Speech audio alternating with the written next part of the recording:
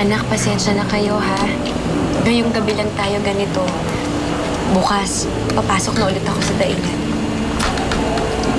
Pero, Inay, hindi niyo pa po kaya. Mabuti pa po siguro. Tumigil na po ako sa pag-aaral para po mabawasan ang gastos natin. Hindi. Hindi ka titigil sa pag-aaral. Kahit na anong mangyari, hindi ka hihinto sa pag-aaral. Gusto ko, ako na rin maghahatid kay Inay sa daingan. Kung pwede nga, magtrabaho ako dun eh.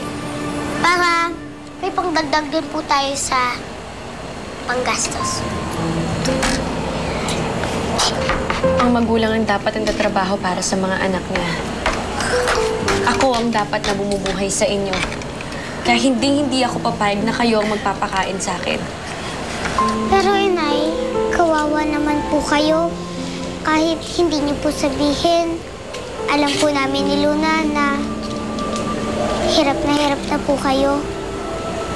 Andito po kami mga anak niyo. Tutulungan ka po namin. Sama-sama po tayong tatlo. Sige na. Gusto niyo yung mga pagkain.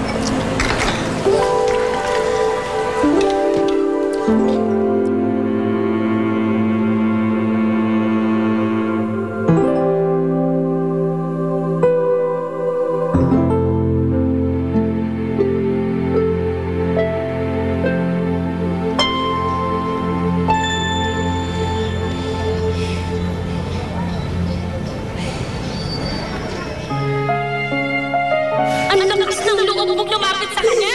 Pagkatapos mo siyang ilagay sa panganib. Ikaw ang may kasalanan ng lahat ng to. Ikaw ang may kasalanan kung bakit namatay si Lolo.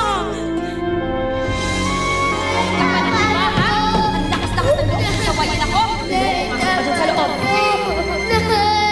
Hindi ka pa rin ba natututo sa nangyari sa Lolo mo? Sino susunod ay papahamak ka? Si Blanca?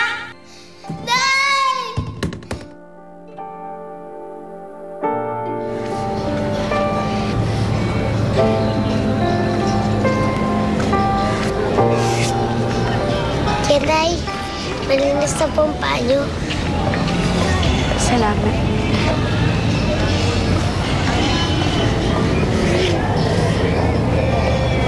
Nay, bakit niyo po ako niyayakap? Kasi gusto kong malaman mo na mahal kita. Nay, mahal din po kita. Pangako ko po sa iyo, aalagaan po namin kayo mabuti ni Ate Blanca. Hindi po namin kayo papabayaan. Mahal na mahal po kita, Nay.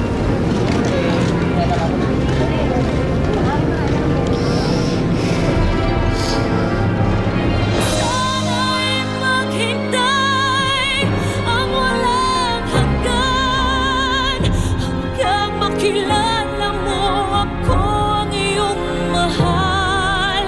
Baka ko matutuhan kita'y kalimutan. Baka pangako ko'y magtatrabaho ka dito, Rowena? Paano ka makakagawa eh? Hindi ka na nga makalakad. Mabilis pa rin namang gumalaw yung kamay ko. Kayang-kaya ko pong gawin to. Ang punto ko, imbalido ka na. Kahit gumagalaw ang kamay mo, hirap ka sa pagkilos. Sino naglabas ng gamit natin? Ba't nasa labas lahat to? Ako! Di ba may usapan tayo? Aling Tuding, maawa naman ho kayo sa amin. Problema mo na yan! Ikaw ang ina! Kaya ikaw ang gumawa ng paraan! Dumito muna kayong mag-iina habang wala pa kayong matutuluyan. Hindi natin sila cargo at wala tayong responsibilidad sa kanila. Huwag kang magsalita ng ganyan, baka marinigan nila. Wala akong pakialam. Basta ayokong nandito sila.